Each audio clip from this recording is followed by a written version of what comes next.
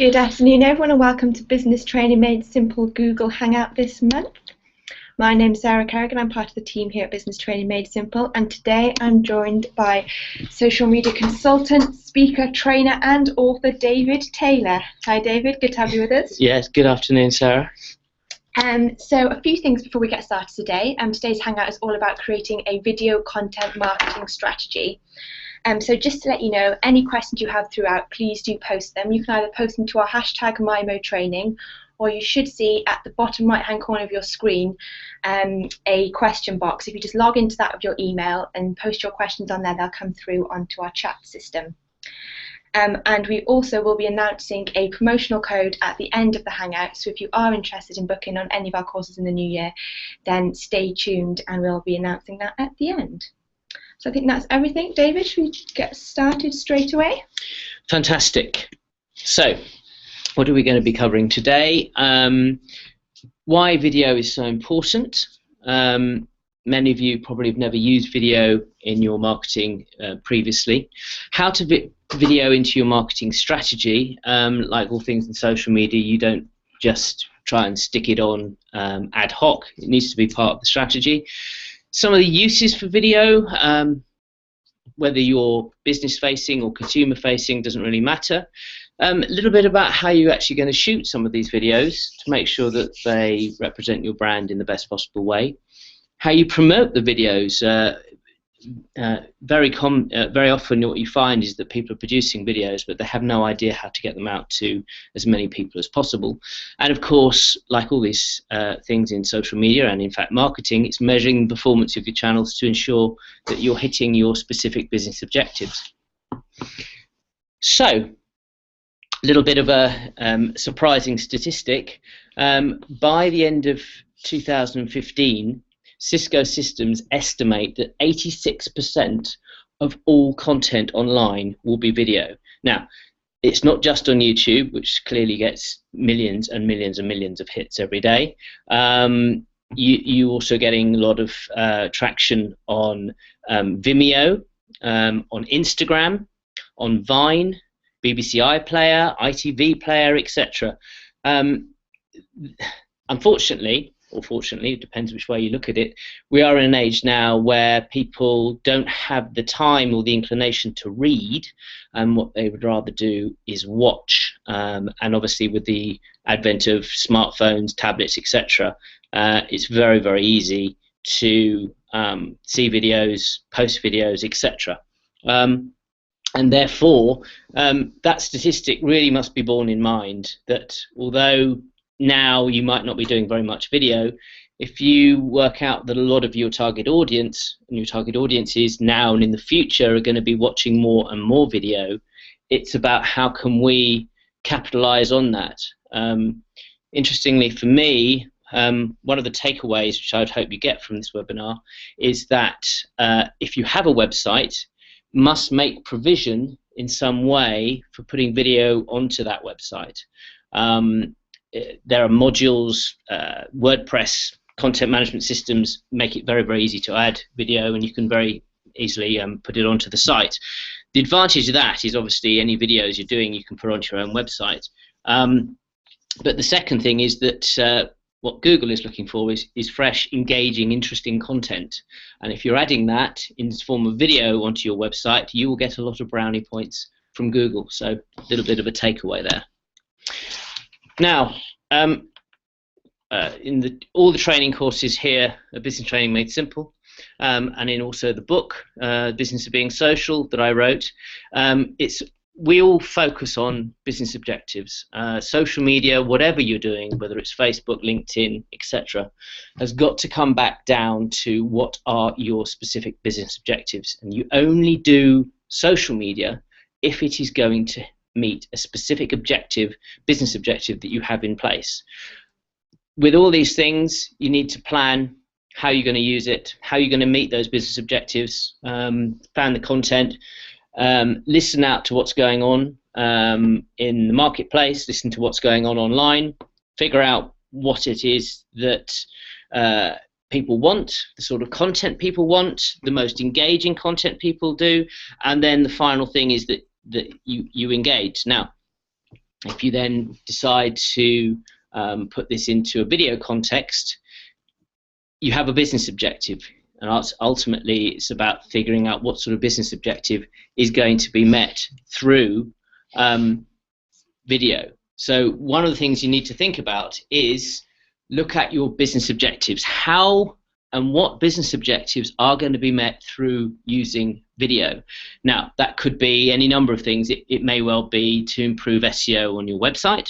It could be that you want to raise a profile of key members of your key employees, that you want to humanize your brand. Maybe you want to use it as an educational and a customer service tool. All of those things could be business objectives, and you've then got to figure out which one of them you actually want to do. Second thing you need to do if you're going to be fitting video into your marketing strategy is you've got to ensure that there is a video-friendly culture within your organization.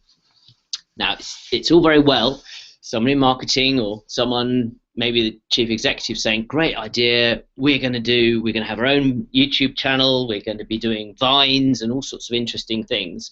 And it's a great idea, and they've got some good storylines, they've got some good content, which is fantastic. But they then get members of staff in front of the camera, and they soon discover that no one is any good at talking on camera. In fact, they go to pieces. Several clients I've worked with in the past, people are absolutely brilliant at their jobs. They weren't actually employed on the basis of a screen test, though. And as soon as you get them in front of the camera, they go to pieces. And therefore, like with all these things, it's worth trying to ascertain who in your organization is a good, consistent performer in front of a camera. Thirdly, and I've mentioned it in passing earlier, is you must make sure your website is mobile enabled and video enabled. Another statistic is that by the end of this year, more people will be looking at the internet on mobile devices than on computers. So not only is it important that you have some form of video embedded within your website, but also your website is entirely mobile enabled, i.e. you can easily look at it on an iPhone or a Galaxy, etc. But I would reiterate the fact that if you can, and if you're going to have video as part of your marketing strategy, that must include the website, and therefore you may need to go back to your web designer if you've got a reasonably new website and say, look, we'd like to have a video module within our website. If you've got a website which is more than 3 years old and not much of a content management system, it's highly unlikely you're going to be able to add video to it. So you might need to think about investing in a brand new website, which of course would include video. You then need to think about allocating some form of budget. Now, many people, when you start saying video, oh yeah, but that is going to cost thousands of pounds to have these professional promotional videos done, and we don't really have the budget for that. It all depends on your business objectives. If you want to humanize your brand, you want to reach out to people and show your staff in a friendly way, you don't need to go down the corporate route. By the same token, if you do want a really professional video, you may need to pay for it. Either way, there needs to be some form of budget. So if you're going to do homegrown videos, what that might include is trying perhaps to create a studio within your office. Then maybe there's a spare room. You can light it properly, you can mic it up properly, and you can make your videos within your own office. But you need to allocate budget for things like microphones, for lights, a tripod, things like that. Or of course, if you say we'd love a really good 1.5 minute video which really puts our brand into context, then clearly you've got to think about having a budget going out to some form of video production company who can then do that and edit it properly. And finally, and this is always absolutely vital in terms of any sort of social media strategy, is what is your content pipeline? If you're going to go down the route of having a video module on your website and a YouTube channel and being visible on Instagram, etc., if you need to be having a constant supply of quality content. What you don't want to do, which is what most brands do, is they go, oh right, yeah, we'll have a blog on the website and we'll do Facebook and we'll do videos. They run out of steam after a couple of weeks and it just looks really bad that they can't keep going with it. So if you're going to be serious about using video, you've got to think maybe about having some form of structure, some form of timetable and ideas about when you're going to be creating this content and how you're going to do it. It may well be that you might decide you're going to try and do a video a week or perhaps a video a fortnight. It all depends on your objectives, it all depends on your organization, and it all depends on your budget. But having that content pipeline is absolutely critical. And if you fall at the first hurdle, which is you don't think you're going to have a content pipeline, then maybe it's time to rethink, maybe put off trying to have video for now until the point at which maybe you've got enough budget or enough bandwidth to be able to provide that content. So you've thought about having a video and how you could fit it into your strategy. Now I just want to touch on a few uses of video. And again, as I said earlier, it's not just about customer-facing organizations, but also business-facing organizations are perfectly able to use video within their marketing. So a promotional film, so that could be you have a hotel and you want to give people an idea exactly what it's going to be like when they stay at the hotel, so you could do a short 2-minute video going through the hotel, maybe outside the hotel, maybe interviewing some people within the hotel, and then that could sit on the website. So if you want to go, then you can get a sense of what it's like when you're there. Testimonials and interviews with customers. Increasingly now, people, we're in a TripAdvisor generation, we're in a feedback generation. It's not what you say about your brand, it's what others say. And you may well say, well, we're the best accountants, or we're the best solicitors, or we're the best estate agents in the area. But what you really want to do is, if you can get someone to talk about why you are the best in the area, then it obviously has much more validity than otherwise.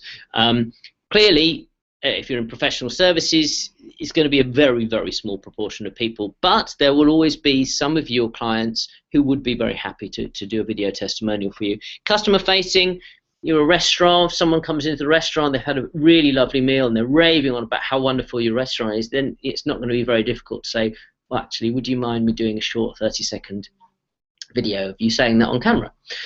Also, interviews with staff. People with people they know, like, and trust, and ultimately people do business with people, not just only corporates and corporate entities. And if you want to humanize your brand, if you want to raise a profile of individual members of staff or key people within your organization, if you're business to business, then clearly that could be a way. But the caveat there is that they've got to be able to speak on camera and not turn into a wooden top. Here's another one, always a tricky one to do, but it can work, is the use of humor to convey a dry subject. Now, what you might want to do after this webinar, if you Google Dollar Shave Club video, there is an absolutely brilliant video which was made by the managing director of a company in America, and they sell razor blades. Very, very dull subject. There's not really much to do it, but what they did was they did a 1-minute 33-second video, which cost, I think, something in the region of $4,500, and it is utterly brilliant. It's had millions and millions of views, and interestingly enough, that one piece of content has changed the destiny of that company forever. They've used humor in a way to convey a dry subject. Similarly, I've worked with a mortgage company called Sensio over here, and we did a video about the mortgage process, possibly the most dull subject in the world. It's a list of bullet points, but by using an actress, by using a script, we could actually try and make it a little bit more interesting. Video press releases and video blogs, Virtually every single journalist in the world worth their salt is on Twitter, so why not create a video press release so they can just watch it rather than have to read it, because they're obviously so time poor. And you could put those videos out, you could do a video blog if you're minded. Instead of writing a news feed onto your website, have a video feed on your website. Presentations and keynote speeches, clearly if you're a professional services firm, you've got a senior partner, senior members of the organisation, they're going to be making lots of speeches and talks, etc. How great would it be is if you could actually capture some of what they're saying onto video, which you can then put onto your website, which of course will build their brand, build your brand, and ultimately help get your key messages across.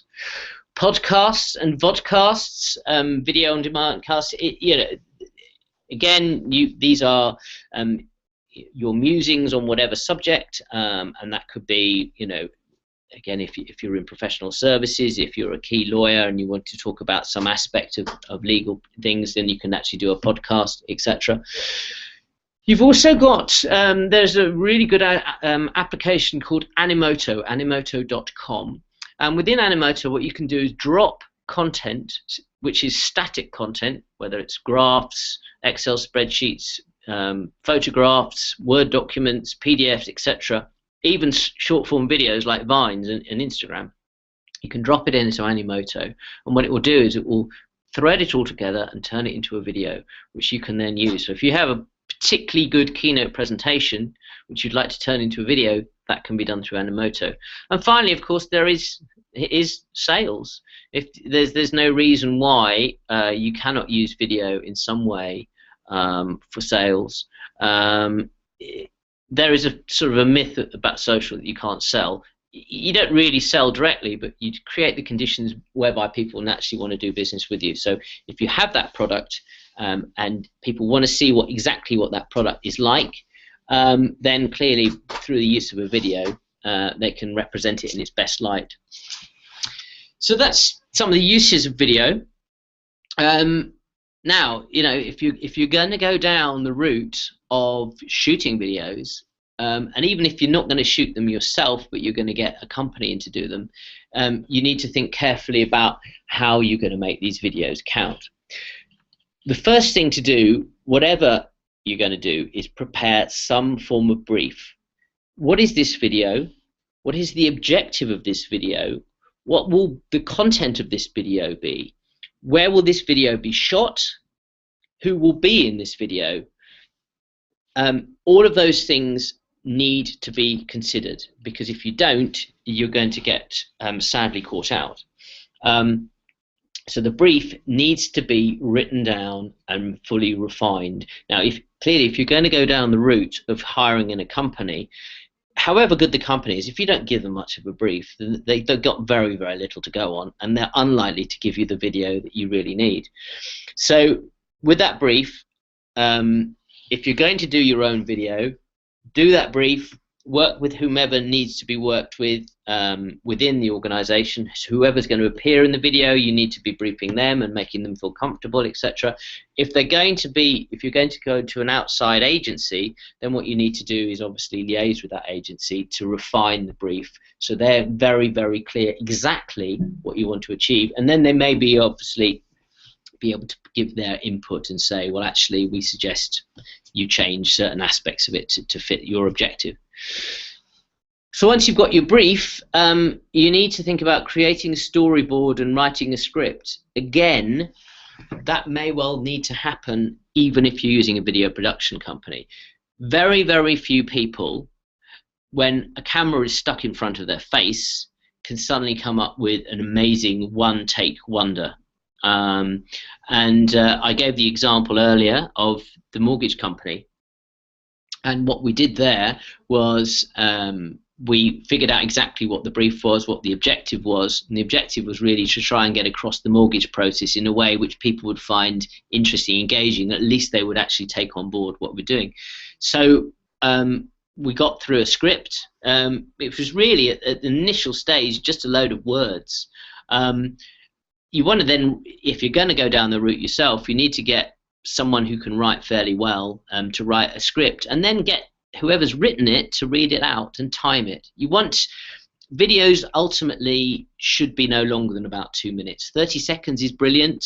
1 to 1.5 minutes is ideal. 2 minutes, any more than that, is getting a bit long. So you need to write a script which is going to be pretty short, because people have very short attention spans. So you write the script and you have a storyboard. If the storyboard is, if you're going to be out and about, so you want to do maybe some filming on location. If you have a hotel, or if you have a restaurant, if you have a bar, you're going to have different areas of your company where you want to try and visualize it on video. So you need to have different scenes within that. I mean, all this is sounding a little bit like becoming your own Steven Spielberg. To a greater or less extent, that is exactly what it is. We're in an age where everyone is an editor, publisher, or broadcaster. If you've got your own channels, brilliant. So if you've got your own channels, you've got to start acting like a director, a producer, etc. So what you need to do is think, time is money. You want to do it right, so get it right. So get a storyboard, write a script.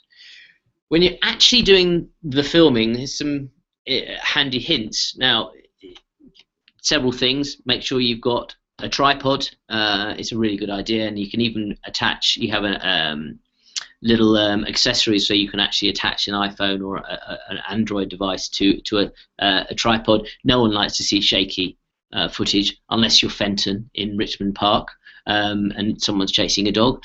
So make sure it's it's steady.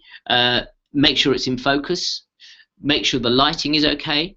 Make sure that the person is mic'd. Again, you can get a very, very cheap mic which could plug in to your iPhone, and it would be a lapel mic similar to the ones you see on TV. So ensure that the sound quality is good. Make sure that you've got permission to film wherever you are. If you're filming in a public place, you may need to get permission from the local authority to get, or in fact, if you're going to be on private land, then you need to get, again, permission to film there. Make sure that the subject or the person who is being filmed represents the brand in the best possible light. So if you were an accountancy firm, you don't want someone with their morning's breakfast on their sweater and their tie half undone. It's really not going to come across very well. So clearly you want to look people in their best light. So those are, I mean, a lot of those will come across as being pretty much common sense, but it's always useful to have those as a little checklist. Have we got the lighting right? Make sure that their tie is done up properly, etc. And then you've got the final stage is the editing the video. Now, again, you could go down the line where you make your own video and you don't really need to edit it. You're an owner of a cafe or a restaurant, and someone's had an amazing experience, and you say, "Can I just take a quick video?" You just get your camera, take 30 seconds, and you can upload it straight onto your Facebook page or YouTube from your camera. The next stage up is that there are a lot of free editing software and paid-for editing software which you can upload onto your PC. So when you've got the video, you can edit it yourself. Clearly, though, some people might think, well, the opportunity cost of that is quite great, because I don't want to be faffing around trying to edit the video. I could be doing something better. I'm very happy to pay. Often, if you're going to be getting a video production company to come in and actually shoot the video, what they will often do is actually edit it for you. They can add music, they can add your logo, they can add branding, etc. So that's, again, something you might want to think about when you have your video. And often, what I would say in my experience, one of my previous jobs was I was the press officer at London Transport, and we brought in a video production company to shoot a lot of content, what was called a video press release or video news release, which we would send out to the channels. And the editing, most of the hard work was done in the editing. The actual filming isn't that great and that difficult, but often it's the editing which will make all the difference. That's all very well. So you've got a nice video, brilliant. It's a file. It's sitting on your PC. Great. What are we going to do with it? So the obvious thing is you can upload it to YouTube. It's very simple to upload it onto YouTube. You can upload it to Vimeo. For those you don't know, Vimeo is another. It's not really a social network, but it's a video file sharing site, and it's probably of a better quality. And what you'll find is that some of the better quality websites will be using Vimeo. So you upload it to that. Now, once you upload it to something like Vimeo and you upload it to YouTube, what you've got is a URL. It's an address online which you can then use. So huge amount of places, and you know, you can see the list in front of you. Firstly, you can embed it into any Microsoft application, Outlook, Word, Excel, PowerPoint. So hide it behind text. So click here to see more, and it goes straight through to the video. You can put it on your website. You can put it on a specialist landing page, put it into your email signature. Want to find out more about our firm? Click here. Traditional marketing, brochures, adverts, PR, flyers, posters, etc. Very often now you'll see traditional marketing being used to advertise social. There is some sort of myth that social media will replace traditional. The two actually work very well together. In fact, they need each other, because if you don't have any traditional, it's very difficult to actually promote your social channels. And vice versa. So email campaigns, if you're sending out an email newsletter, you can embed the video into that campaign. If you're putting it into a blog, you can just drop that straight into the middle of a blog. Facebook pages, if you've got the company Facebook page, you can just paste the URL straight into the update and you get a drop down, you'll see the video there. On Twitter, Twitter is a brilliant transportational device, really. If you want to get your stuff out there to the widest possible audience, Twitter is a brilliant one to do that. And again, you can just add the URL onto the end of your tweets. LinkedIn personal and company profiles, if you've got members of staff and you've got a really good new video, they can all update that video onto their LinkedIn profiles. If you've got company profile, then you can actually obviously upload it to there, and you can put it onto your Google Plus page and any other social networks. It could be Tumblr, it could be Pinterest, etc. So there are a huge number of places. Now, the big mistake people make is that they get the video and they stick it onto their YouTube channel and it just stays there. The key thing is you've made that video, you put it on the channel, what are you going to do to get it out there? And that list of things, you can use any of them at any time, and you can do it on different occasions. You can put a different title, a different headline, a different tweet, and put it out there. So all of these are organic. So what I mean by that, it's you're not having to pay to actually get them online. However, you may decide you do want to promote those videos using advertising. So one way is obviously YouTube Video AdWords. YouTube is part of Google, and if you want to get your video out there, then you can actually get your video promoted on YouTube. So when people are searching, they will then see your listing up in the same way as you would find with Google. Or if you can have a title of your video appearing within other videos. There are 4 different ways in which you can be using, and it's quite sophisticated now. If you want to get that content out there, it's a great way to do it. You've got Facebook boosted or targeted posts. So you have your profile on Facebook, you have your Facebook business page, and you have this amazing piece of content. So again, perhaps you are an estate agent and someone's just said, look, I think you're the best estate agents in the world. I've just sold my property at 20% over the asking price and I couldn't have had a better service. Brilliant, the best customer testimony you'll ever want. You could decide to create an ad saying, looking to sell your house, want professionals to do it, click here. Then you could do a pay-per-click campaign, which would then take them straight through to that video, which would then have a call to action at the end. Or you have a piece of content, you just put it onto Facebook, and by the content, it will say boost post. You can then boost it out to the fans of your page, or in fact the friends of the fans of your page, or indeed to a very select demographic audience of people to get that content out there. LinkedIn similarly has just substantially beefed up its offering and now has the sponsored company updates. So if you really want that piece of that video content you've done to get out to a very, very specific target group of people, then using LinkedIn sponsored updates, you can do that. You simply post your content as you would normally on your LinkedIn company profile, and then it gives you option to sponsor it. You can then decide what you want to pay, when you want to pay, who's going to go and see it in terms of the targeted audience. And therefore it will then be delivered into the news feeds of the specific people that you've targeted. And also there is, of course, sponsored tweets.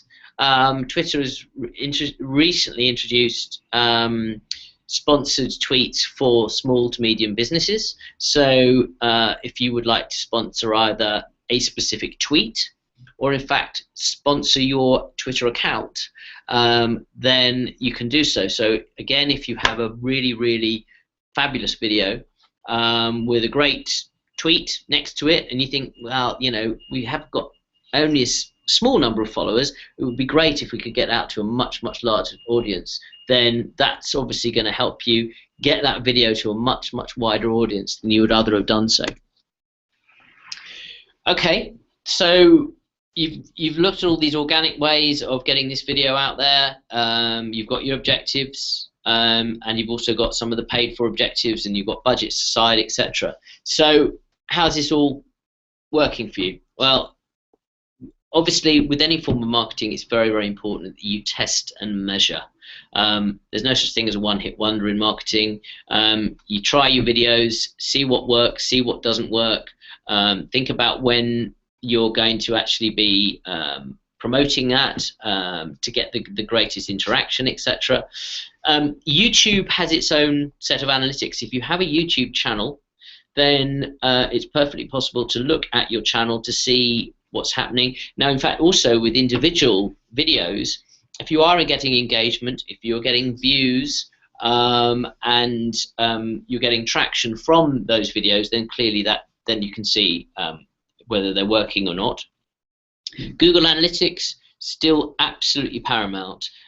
Within Google, there is a section called social, and if you want to accurately measure exactly how much traffic is coming to your website from social media, then you can see. So obviously, if you want to see, well, we're doing these videos, we're doing you know, some of this video content to try and drive traffic to our website. If you're then seeing a large volume of traffic coming to your website from YouTube, then clearly it's working out very well for you. Social mention, if you know about Google Alerts, social mention is very similar in that if you want to find out what is being said about your brand, social mention is a great one. You put your brand into social mention, it will come up with mentions on social media for your brand. So in fact, regardless of whether it's YouTube or Facebook or Twitter or LinkedIn, etc., then you're going to get a pretty accurate view of what is being said about your brand online and the visibility of your brand online. Like with all of these things also, it's very important that you set some form of key performance indicators. So you set your objective. We would like to improve our customer service. We would like to humanize our brand. Within that, then, you set some key performance indicators. Some are easier than others, so we want to generate more leads to our website. So if you say, one of the KPIs is that we want to have a 5% increase in traffic to our website. That is a KPI you've set. You might not reach it, but at least you have a KPI. With all of these things, often companies, when they're on social media, they're just playing at it, and they don't really have any objectives, and they're not really setting any targets for themselves. So the KPIs are targets, because you've set out an objective. How are you going to rate how well you've met that objective or not? And clearly, if it's brand awareness, you could be looking at views of individual videos. It could be traffic generated to website. It could be interactions on your Facebook page. It could be increased exposure on Twitter. It could be greater networking and business development on LinkedIn. So all of those may have their own KPIs, and it's up to you really, if you're going to be doing a video content marketing strategy, to try and have some form of KPIs rather than just say, oh, just stick some videos up and see what happens. You know, you can't really afford to do that.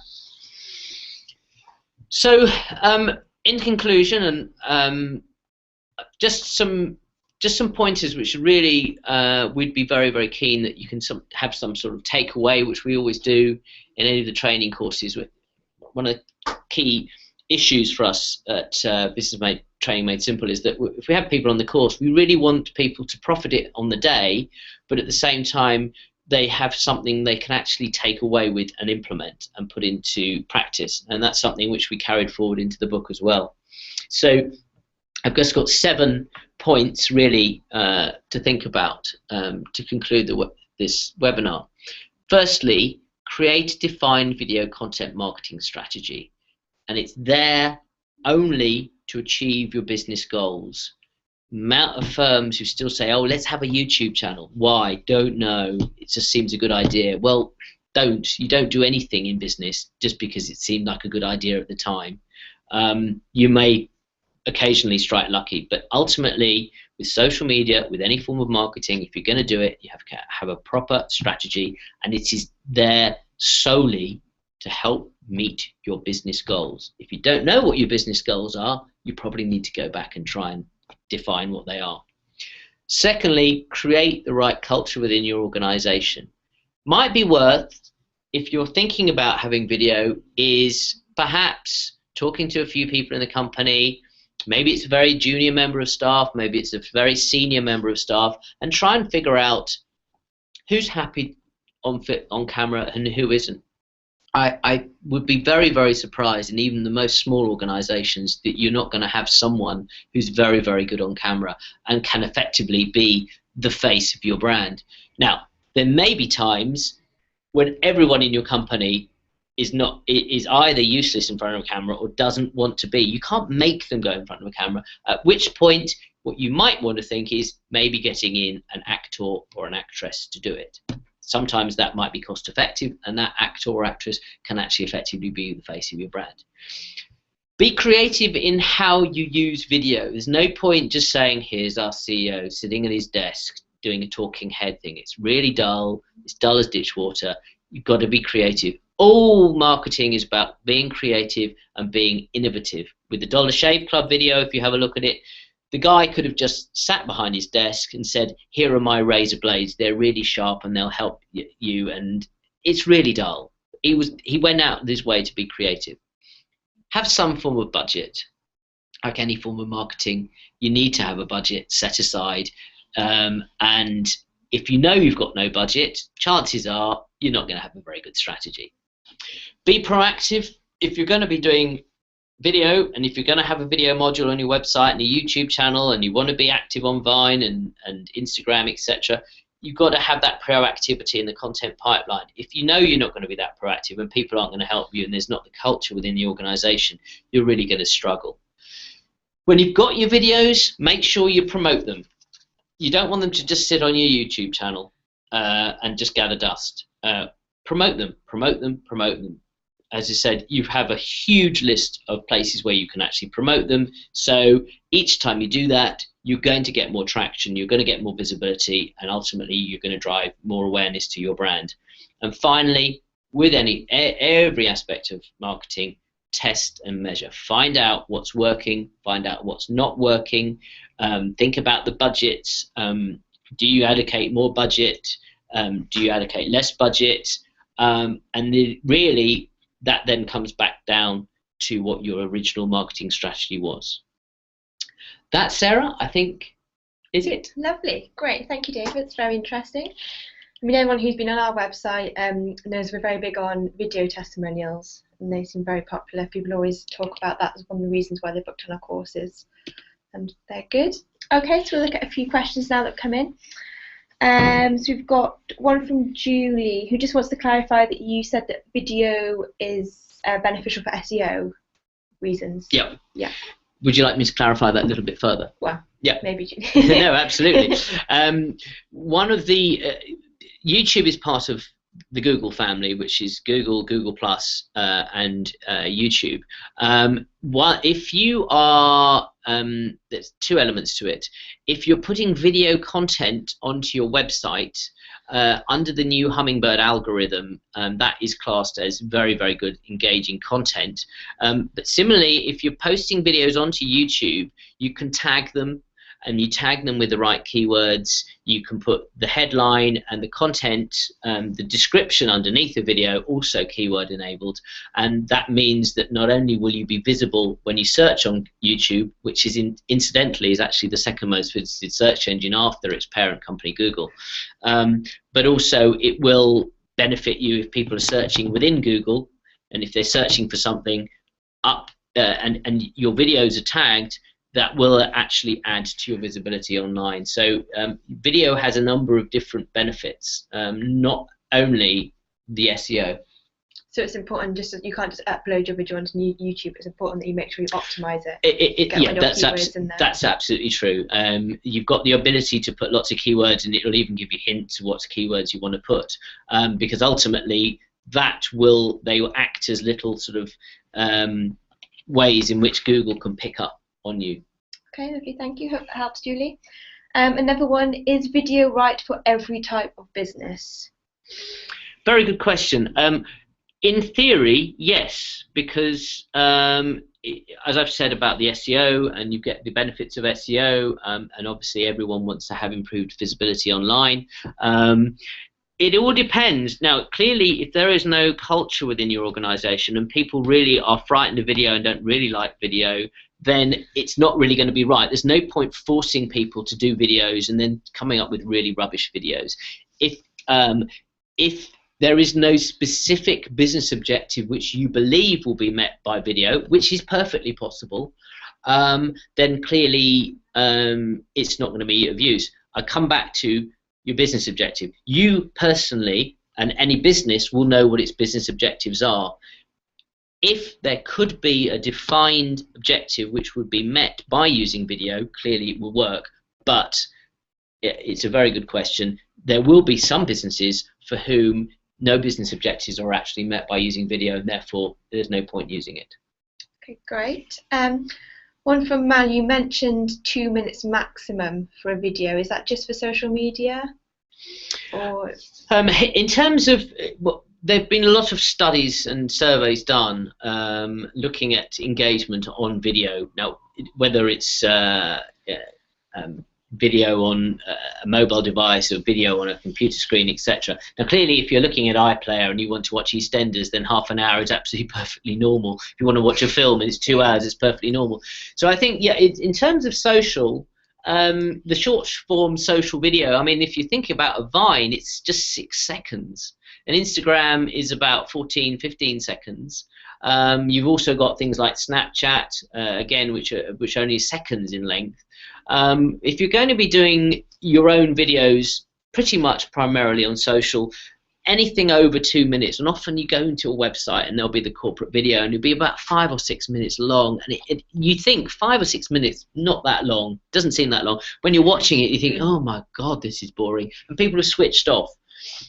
We are in an age of instant gratification, and people just want to quickly look at a video. 30 seconds, minute, you know, if you're looking at it on Facebook, you're looking at it on YouTube, you're just opening up a website. I think really in terms of social, now clearly, if you're going to be watching something on iPlayer or something like that, then clearly if it's longer, it's not a problem. But I think in terms of social and social videos and videos which are going to be used by brands, not really. Now, I'm not saying that if you do an amazing 2.5 minute video that it's not going to work for you, but I think rule of thumb, try and keep it short. Okay, great. Another one, how does AdWords for video work? Same as Google AdWords, and it's pay per click. Yeah, it works in a very, very similar way with Google AdWords, and if any of you are interested in AdWords, we actually run a proper AdWords course which goes into it in far more greater detail than this. But realistically, what you're doing is you are sponsoring an ad which will appear. Often with Google AdWords, it will appear in Google. Here, it's appearing in YouTube. You, the advertiser, create an advert, which is a video advert, or it can be words. That will then appear within different places within YouTube.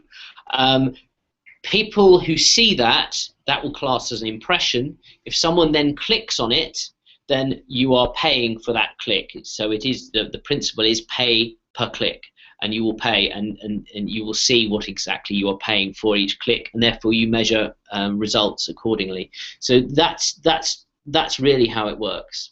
And as I said, if any of you are interested more about AdWords, then when we run a full course on that. Great. And would you advise that all the websites should have a video? Do you think it's essential? Yes, some type of video. I would say the only time is if you think, well, you know, it would be a lovely idea, but realistically we're never going to do a video. There's no point having a video module on a website which is empty, or you've got a video on there which is never updated. The ideal is to have a mobile-friendly website with a news feed and a video feed. That's the ideal, and there will be many demonstrable benefits resulting from that. However, that is the ideal, and you know, we don't live in an ideal world, and it's really about what you can do in your own organization to try and achieve the goal of actually trying to have video. So in theory, yes, it would be a great idea to have it on every website. In practice, if you know you're not going to do it properly, best not have it. Okay, and time for just one more, I think. How do you set a basic ROI, return on investment, when paying for promoted videos or sponsors?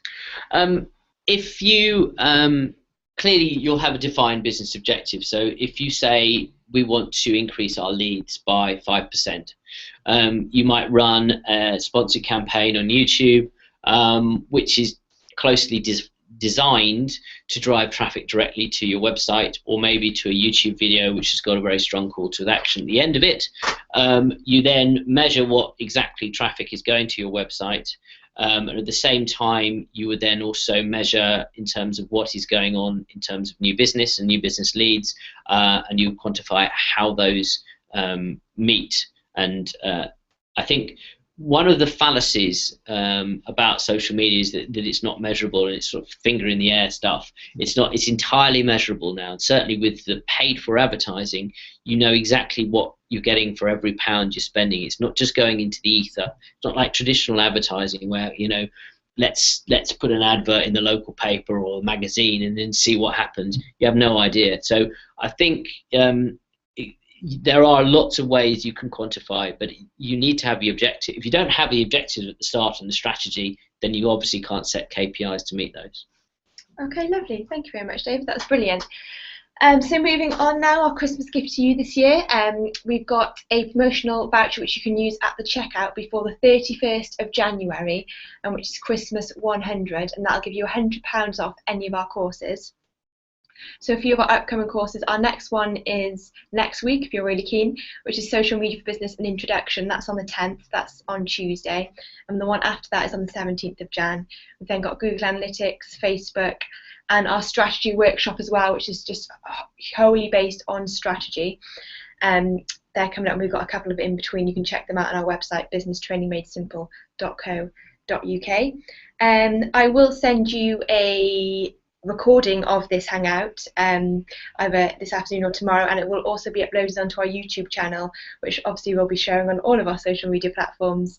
And if you subscribe to our YouTube channel, you'll then get it emailed to you every time we do have a new hangout or webinar, and you'll get informed. So please do that. You can find us on YouTube with Business Training Made Simple. Okay, thank you very much, everyone. Thank you for joining us, and have a good rest of the afternoon. Thank you, David. Thank you.